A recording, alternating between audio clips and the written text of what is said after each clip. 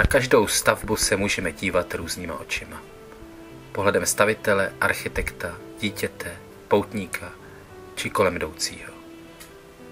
Každý z nich uvidí něco jiného ho zaujme. Co však není na první pohled viditelné, je duše stavby. Ta je ukryta v symbolech, které mluví jen k těm, kdo je dokážou přečíst. A stejné je to i s kostelem svatého Jana Nepomuckého ve Štěchovicích.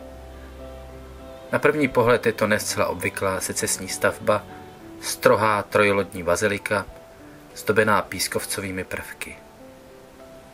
Do její duše a do toho, co v sobě kostel skrývá, pronikneme teprve, když se pozorně zadíváme a dokážeme rozumět řeči symbolů. Teprve pak se nám kostel skutečně otevře a my můžeme vejít.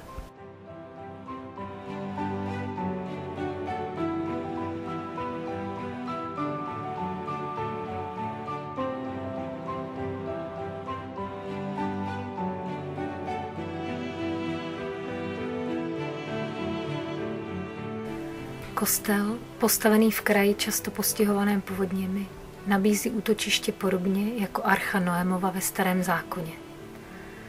Tyčí se na jediném kopci ve Štěchovicích a zůstává také jediným bezpečným místem při záplavách. Když se na stavbu podíváme směrem od hřbitova, uvidíme s trochou fantazie přesnou kopii archy i s jejími patry, pevně uzamknutými dveřmi bez kliky, tak jak ji Hospodin poručil zhotovit Noémovi. Podesta z šedomodrého kamení je jako hladina vod, na kterých archa pluje. Kostelní věž připomíná vztyčenou lodní plachtu. Pískovcové motivy zvířat nahoře pod střechou, na věži a v průčelí kostela umocňují dojem božího korábu naplněného až po okraj všemi druhy živočichů. Stačí kostel obejít, zdvihnout hlavu vzhůru a ocitnete se v arše na Araratu.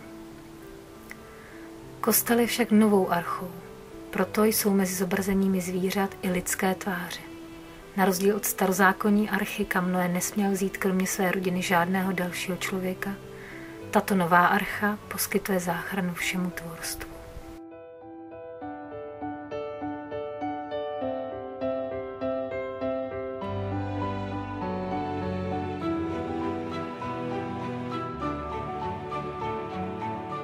Pohled do vnitřku kostela vyvolává pocit harmonie. Rovná terako podlaha a mohutné betonové sloupy vyzařují pevnost a jednotu. Každý sloup je v podlaze zasazen do mozaiky ve tvaru kruhu, znamení příslibu života věčného. Sloupy jsou jako jednotliví lidé, kteří skrze víru jedno jsou. Stačí se ale podívat na hlavice pilířů a člověk úžasne. Každá hlavice, zdobící sloup, má jiný tvar a jinou ornamentiku.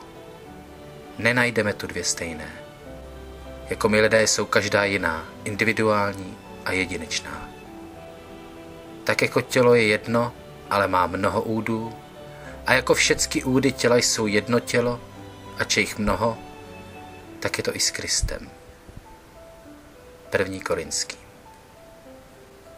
Rovná podlaha je znamením pevného základu každého věřícího člověka, jímž je Bůh.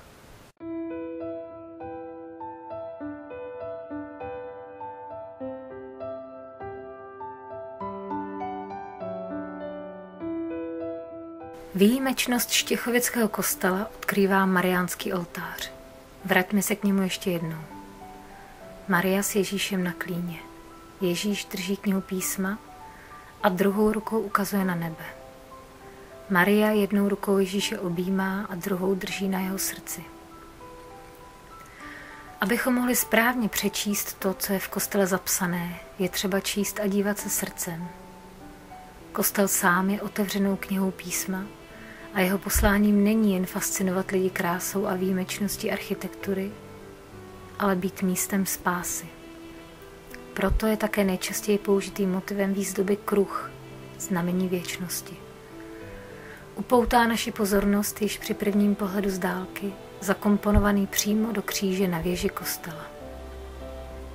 Tato publikace je pouhým malým nasměrováním, jak se dívat, abychom neviděli jen matérii, vnější krásu kostela, ale rozuměli také jeho duchu. Duchu místa, kde Ježíš s Marií říkají každému, kdo přijde: věř evangeliu, uč evangelium, žij evangelium.